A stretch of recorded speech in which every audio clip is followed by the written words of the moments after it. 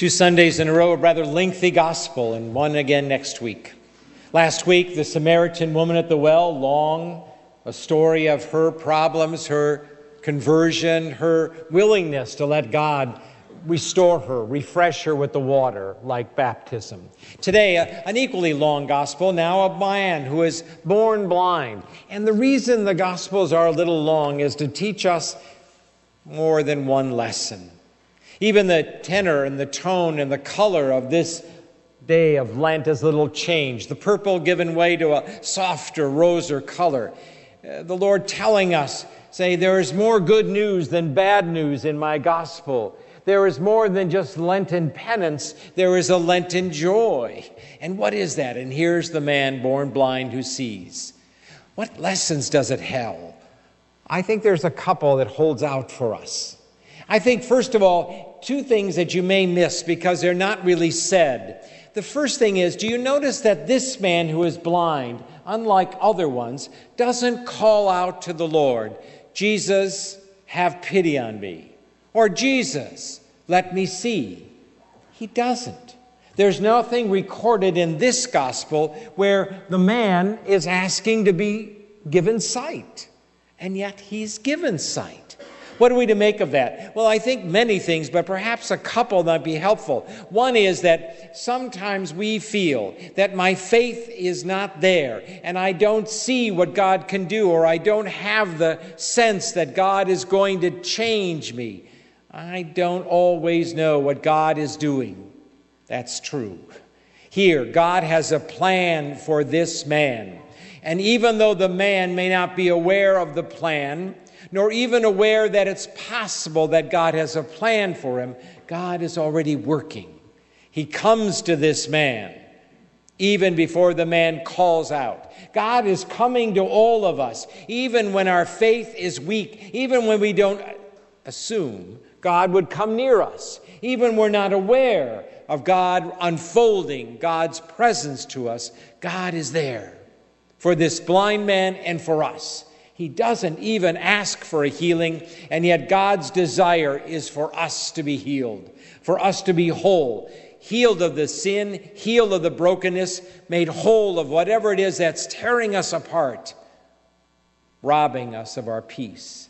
That's God's plan, desire, want for us, even before we ask it. But then there's another thing that we may miss. This man is not one of faith. Only after he is healed does he take another step. But we'll get to that. The first thing, I think, after the fact of knowing that God has a plan for us, even when we are unaware, and God comes to us even before we ask, is the fact that this man who is blind, must take a step before the Lord can heal him fully. And that's a good clue for us. We need to go walk out in faith. We need to take the next step. Do you see what happens? Here's this man born blind. He could have been wallowing in his own self-pity. He could have been saying, there's nothing anyone can do. I'm blind. I've always been blind. Nothing is going to change that. And here, this one whom he cannot see, this prophet, this holy man, this Jesus says, just go and wash in that pool. Now, he could have said, for he's been blind a long time, he could have simply said, you're kidding me. You want me to go wash? You think that's going to make a difference? You think me walking in that pool where all the other people have walked and not all have been healed is going to help me? But he doesn't. He trusts. He goes the next step. That's an important lesson for us, to walk and take the next step. What if he hadn't done it? What if he would have said, I'm not doing that, that's foolish, it's stupid. Nothing walking into a water is not going to in any way heal me of my blindness. But he walks in the water. He goes to the pool. Like the woman at the well, it's an image of baptism for sure. Walking in that water of baptism makes me see clearly. But so this man, he takes the next step. And that's a second lesson for us. What's the next step God is holding out to you and me? What's the next step he is calling us to take? What's the next step that he's expecting us to use? It may be different for all of us, but he's holding it out. He's telling us. He's bringing people into our lives. He's calling us out of whatever it is. See, that man could have sat there in his own pity, in his own hopelessness, and said nothing is going to change. But he doesn't. He breaks through his self-pity and hopelessness and takes the next step.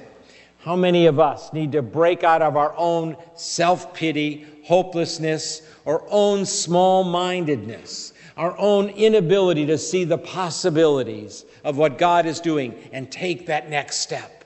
Sometimes we limit ourselves because we can't imagine it. We assume it won't happen.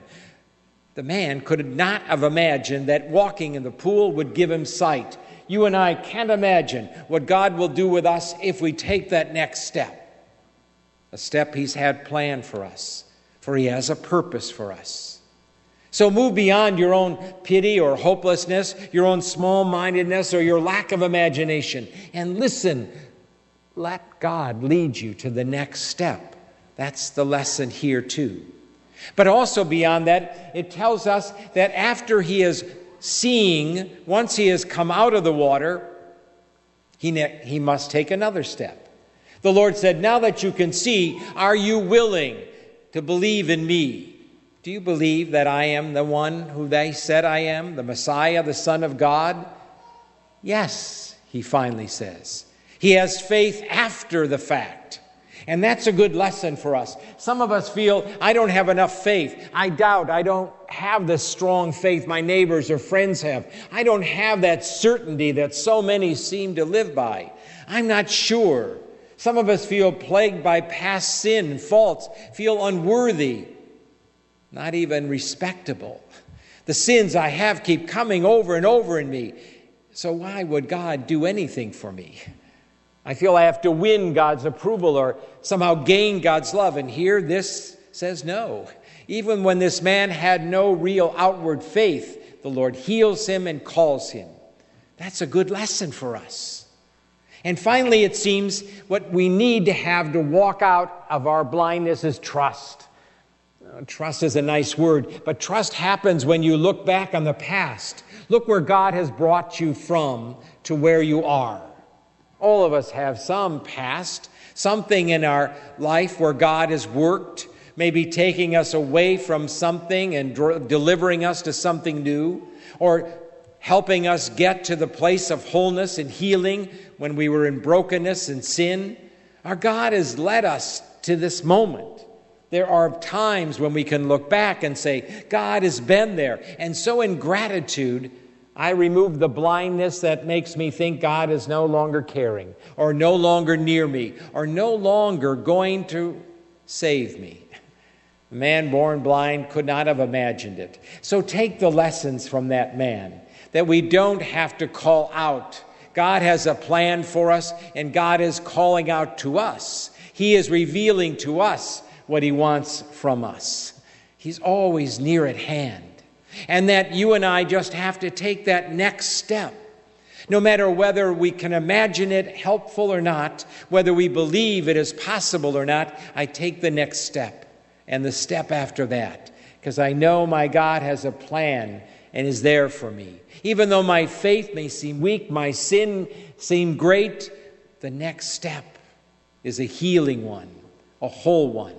And then he tells me, just walk in trust. For you remember what I've done in the past, I will do again. Remember what was, it will be in the present and in the future.